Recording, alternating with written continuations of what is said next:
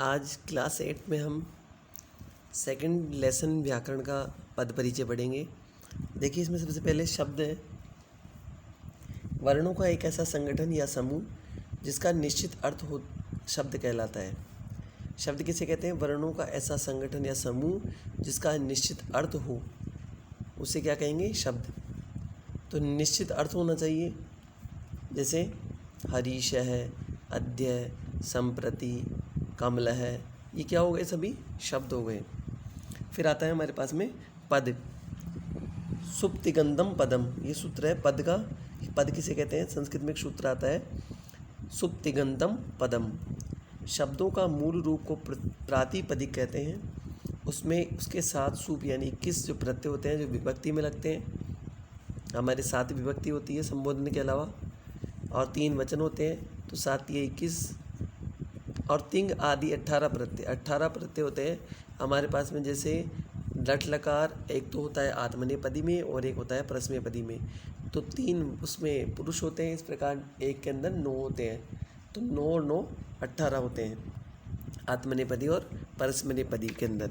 इस प्रकार 18 प्रत्यय लगाने पर वे पद कहलाते हैं, जैसे राम है, भवती, गुरुवे, पठिष्यति आदि।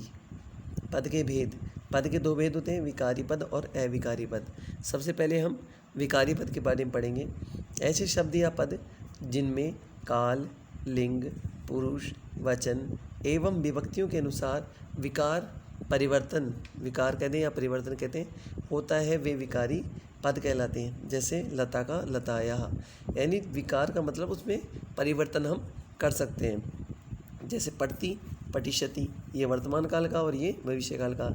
जैसे एक का एका पुल्लिंग और ये यहाँ पर एका शब्द हो गया, ये स्त्रीलिंग हो गया। जैसे वद, वदतु आदि। विकारी पद के 2 भेद होते हैं, सुबंध और तिगंत, जो हमने पढ़े थे ना अभी प्रत्यय। सुबंध कितने होते हैं? 21 होते हैं, और तिगंत 18 होते हैं। सुबंध संज्ञा, सर्वनाम व विशेषण जिसके अंत में सूप आदि किस प्रत्यय लगे होते हैं उन्हें सुबंध कहते हैं। संज्ञा, सर्वनाम, विशेषण इसके अंतर्गत आते हैं। इसके बाद में हमारे पास होता है तिगंत। आख्यात, जिन पदों के अंत में ती, तह, अंति आदि 18 प्रत्यय लगते हैं उसे तिगंत पद कहते हैं। सभी क्रियापद आख्यात इनके अंतर्गत आते हैं। क्रियापद का मूल रूप धातु होता है। क्रियापद का मूल जो रूप होता है वो क्या होता है? धातु होती है। धातु को हम पढ़ते हैं, लकार वगैरह पढ़ते हैं, धातु होती है। प्रातिपदिक भी प्राय धातुओं से ही बनते हैं।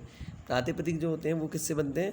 धातुओं से बनते हैं। सभी शब्दों में बीज रूप में धातु रहता है, जैसे भू धातु से भवती, भवतः, भवंती आदि क्रियापद बनते हैं, क्रियापदों का निर्माण होता है। आगे देखिए, जैसे रम धातु से राम प्रातिपदिक बनता है, जिससे सूप आदि प्रत्यय लगाने से राम है, रामो, रामः आदि पद बनते हैं। धातुओं का विभाजन 10 गणों में निहित है। आगे देखिए, इसमें आता है दूसरा अविकारी पद। अविकारी पद के भी 2 भेद होते हैं, निपात और अव्यय। निपात और अव्यय का रूप सदा एक सा रहता है। वाक्य में अव्यय या निपात का स्वतंत्र रूप से प्रयोग होता है, जैसे अद्य, अत्र, अद्येव, अधुना, संप्रति, कुत्र, तत्र, कदा, तदा आदि अव्यय पद हैं। खलु, किल, नूनम आदि शब्द निपात कहे जाते हैं। देखिए, ये तो निपात कहलाते हैं और ये अव्यय कहलाते हैं। इनमें दोनों कोई विशेष फ़र्क नहीं है। इस वजह से आपको ये ध्यान रखना है कि अविकारी पद जिन्हें हम अव्यय कहते हैं उन्हें हम अविकारी पद के नाम से जानते हैं। फिर आता है सार्थक एवं निरर्थक पद। जिन शब्दों का कोई अर्थ हो वे सार्थक पद कहलाते हैं, तथा जिन शब्दों का कोई अर्थ या भाव प्रकट नहीं होता वे निरर्थक पद कहलाते हैं। भाषा में ऐसे शब्दों का कोई स्थान नहीं होता। सार्थक और निरर्थक जो काम के होते हैं, जिनसे कोई अर्थ निकलता है वो सार्थक कहलाते हैं, और जिन शब्दों का कोई अर्थ या भाव प्रकट नहीं होता वे निरर्थक पद कहलाते हैं। आगे देखिए, प्रत्यय और उपसर्ग। धातु या शब्द के बाद जुड़ने वाले अंश को प्रत्यय कहते हैं, किंतु प्र, परा, अप, सम, अनु, अव, निस, निर, दुस, दुर, वी, आंग जिसका आशीष बनता है, नी, अधि, अपि, अति, सु, उत, अभि, प्रति, परि, उप, ये 22 अव्यय शब्द जो क्रिया से पहले जुड़ते हैं तो उपसर्ग कहलाते हैं। उपसर्ग के जुड़ने से धातु के अर्थ में परिवर्तित हो जाता है। जो वे शब्द या शब्दांश जो किसी शब्द के आगे जुड़ते हैं तो उपसर्ग कहलाते हैं, और पीछे जुड़ते हैं शब्दांश जो पीछे जुड़ते हैं वो प्रत्यय कहलाते हैं। आगे से मतलब आपको ये समझना है, कोई भी शब्द अगर आगे जुड़ेगा तो वो उपसर्ग कहलाएगा। जैसे एक रेलगाड़ी होती है, उसका जो इंजन होता है वो उपसर्ग कहलाएगा, उसके पीछे डिब्बे जुड़े हुए रहते हैं। इसी प्रकार एक लास्ट का डिब्बा होता है जिसमें गार्ड रहता है, वो प्रत्यय के समान रहता है। जैसे निर है, इसका एक उदाहरण आप देखिए, जैसे निर्गच्छति, गच्छति शब्द था, निरुपसर्ग लगा दिया तो निर्गच्छति बन गया। इस प्रकार आपके ये जो उदाहरण है इनको आपको देखना है। इसी प्रकार प्रय भवति, भवति मूल शब्द था, क्रिया थी, उसके प्रय लग गया। इस प्रकार के आपके अन्य उदाहरण है, जैसे उप, अप, वी, आंग, अव, निस, ये जो उदाहरण है आपको इनको देखना है। आगे देखें हम, पदों का विचार करते समय वाक्य या पद से संबंधित कुछ और तत्व महत्वपूर्ण होते हैं, जैसे लिंग, वचन, पुरुष, विशेषण, विशेष्य, लकार आदि। संस्कृत भाषा की दृष्टि से इनके स्वरूप के बारे में भी संक्षेप में हमें जान लेना चाहिए। जैसे लिंग किसे कहते हैं, पुरुष क्या है, वचन क्या है, विशेषण क्या है, विशेष्य क्या है, लकार आदि क्या है, इनके बारे में हमें पढ़ना चाहिए। आगे देखें इसके अंदर वचन, सबसे पहले वचन किसे कहते हैं, वचन के बारे में देखेंगे। वचन संख्या का बोध कराता है। इसके 3 भेद हैं। 1 का बोध कराने वाला एक वचन, 2 का बोध कराने वाला द्विवचन तथा 2 से अधिक का बोध कराने वाला बहुवचन होता है। आगे देखिए, जैसे एक वचन, जैसे हरि, माला, मुनि, शिव, भवति, अभवत, भविष्यति, ये सब क्या है, एक वचन है। इस प्रकार द्विवचन में जैसे रामो, लते, मुनि, भवतः, अभवताम, भविष्यत आदि, ये जो शब्द है द्विवचन है। फिर हमारे पास आता है बहुवचन, जैसे राम, रामः, जैसे राम है, रामो, रामः, रामा बहुवचन में आ गया। जैसे लताः, मुनयः, भवन्ति, अभवन, भविष्यति आदि। फिर इसके बाद में आता है पुरुष। वक्ता, श्रोता आदि की दृष्टि से पुरुष के 3 भेद हैं। वक्ता के लिए उत्तम पुरुष, जो बोलने वाला है, जो श्रेष्ठ होता है वो उत्तम कहलाता है। श्रोता के लिए सुनने वाला मध्यम होता है, मध्यम पुरुष कहलाता है। और अन्य के लिए, जिसके लिए बात की जा रही हो और हमारे सामने नहीं हो, वह प्रथम पुरुष कहलाता है। यानी आदमी खुद को श्रेष्ठ समझता है, उत्तम समझता है, यानी खुद बोलने वाला उत्तम होता है, सुनने वाला मध्यम होता है, और जिसके बारे में बात की जा रही वो प्रथम पुरुष कहलाता है। जैसे सह, तौ, ते, राम, रामो, रामा, भवती, भवतः, भवन्ति आदि प्रथम पुरुष के उदाहरण हैं। इस प्रकार त्वम, युवाम, यूयम, भवसी, भवतः, भवतः आदि मध्यम पुरुष के उदाहरण तथा अहम, आवाम, वयम, भवामी, भवा, भवम आदि उत्तम पुरुष के उदाहरण हैं। भवान प्रयोग सदैव प्रथम पुरुष में होता है। भवान का जो प्रयोग होता है सबसे ज़्यादा कहाँ होता है, हमेशा प्रथम पुरुष के अंदर इसका प्रयोग होता है। इसके बाद में आता है लिंग। संस्कृत में पुरुष वचन संज्ञा के लिए पुल्लिंग, स्त्रीलिंग, संज्ञा के लिए स्त्रीलिंग। देखिए, पुरुषवाचक के लिए तो पुल्लिंग होता है, स्त्रीवाचक के लिए स्त्रीलिंग होता है, और अन्य पुरुष के लिए नपुंसकलिंग का प्रयोग किया जाता है। जैसे राम है, भ्राता, सह, तो, ते आदि पुल्लिंग। जैसे देवी, सुता, लता, माता, सा, ते, तः आदि स्त्रीलिंग के उदाहरण हैं। इसके बाद में आता है संज्ञा पद। तो ये संज्ञा, सर्वनाम, विशेषण, इनका अध्ययन हम कर लेते हैं यहाँ कारक के बारे में, और क्वेश्चन आंसर को हम आगे हल करेंगे।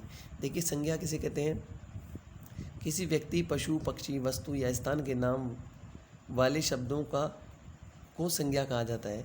संज्ञा किसे कहते हैं, किसी व्यक्ति, पशु, पक्षी, वस्तु या स्थान के नाम वाले शब्दों को हम क्या किस नाम से जानते हैं, संज्ञा के नाम से जानते हैं। जैसे बालक है, सोहन है, हरि, मयूर है, सिंह है, अश्व है, ग्राम है, नगर है, देश है, पत्रम, पुष्पम आदि।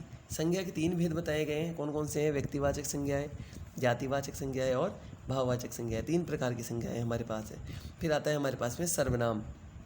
जो शब्द संज्ञा के स्थान पर प्रयुक्त होते हैं उन्हें सर्वनाम पद कहते हैं। संज्ञा के स्थान पर जो प्रयोग होगा वो क्या कहलाएगा, सर्वनाम कहलाएगा। जैसे अहम, त्वम, सैत, सा, यत, सर्व आदि। एवं इनके रूप अर्थात युष्मत्, अश्मत्, तत् शब्द के रूप भी सभी सर्वनाम होते हैं। इसके बाद में आता है हमारे पास में विशेषण।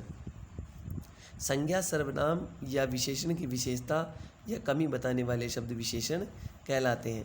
जो विशेषण जिसकी विशेषता को प्रकट करता है उसको विशेष्य कहते हैं। जैसे कृष्ण है, पीत है, उच्च है, बुद्धिमानम, मधुर है, मलिन है, गंधहीन है आदि। विशेषण पद है पीतः अंबरम, अंबरः में। देखिए विशेषण पद है पीतः अंबरः में, जो अंबरः शब्द है वो विशेष्य पद है। अंबरः शब्द विशेष्य है और पीतः क्या हो गया, विशेषण हो गया। जैसे कृष्णा सर्प है, इसमें सर्प विशेष्य पद है और कृष्ण क्या हो गया, विशेषण। शुभ्र ज्योत्स्ना में ज्योत्स्ना शब्द है वो विशेष्य है और शुभ्र क्या हो गया, विशेषण हो गया। जो लिंग वचन विशेष्य का होता है वही लिंग और वचन विशेषण का होता है। ये इंपॉर्टेंट लाइन है। जो लिंग वचन विशेष्य का होता है वही लिंग और वचन विशेषण का भी होता है। जैसे शोभना माला, शोभन है बालक है। देखिए ये बालक है पुल्लिंग है तो शोभन आया है ना कि शोभना, ठीक है। जैसे शोभनम उद्यानम, उद्यानम नपुंसक लिंग है तो शोभनम। जैसे शोभनानी वस्त्राणी बहुवचन में है। जैसे शोभना नार्य है, स्त्रीलिंग में आ गया। शोभनः मर्कटः बहुवचन में आ गया, इत्यादि। फिर आता है हमारे पास में कारक। कारक को हम नेक्स्ट वीडियो में पढ़ेंगे, आज का हम यहीं तक रखेंगे। इसमें आपको गृह कार्य के रूप में इसमें आपको शब्द की परिभाषा लिखनी है, शब्द किसे कहते हैं। फिर आपको पद की परिभाषा लिखनी है केवल एक सूत्र डाल के, और आपको शब्दों के मूल रूप को प्रातिपदिक कहते हैं। और ये जो लाइन है आपके पास में सूप 21 होते हैं और तिंग 18 होते हैं। ये आपको गृह कार्य के रूप में करना है। इसके बाद में पद के भेद लिखने हैं, 2 भेद हैं, विकारी और अविकारी। विकारी की परिभाषा और अविकारी की आपको परिभाषा लिखनी है। इसके बाद में आपको गृह कार्य में प्रत्यय और उपसर्ग की परिभाषा लिखनी है। प्रत्यय वे शब्द या शब्दांश जो शब्द के पीछे जुड़ते हैं प्रत्यय कहलाते हैं, और वे शब्द या शब्दांश जो किसी शब्द के आगे जुड़ते हैं उन्हें हम उपसर्ग कहते हैं। इसमें से आपको केवल जैसे ये निर है, इसका 2 उदाहरण लिखने हैं, प्र के 2 उदाहरण। आपके पास जो रेड कलर से हैं उनके आपके केवल 2 उदाहरण आपको अपनी नोटबुक के अंदर गृह कार्य के रूप में करना है। इसके बाद में आपको संज्ञा की परिभाषा लिखनी है और एक उदाहरण डालना है। सर्वनाम की परिभाषा लिखनी है और एक उदाहरण डालना है। और विशेषण की आपको परिभाषा लिख के एक उदाहरण डालना है। आपका गृह कार्य यहीं तक रहेगा। कारक के बारे में और इस पाठ की क्वेश्चन आंसर हम नेक्स्ट वीडियो में हल करेंगे।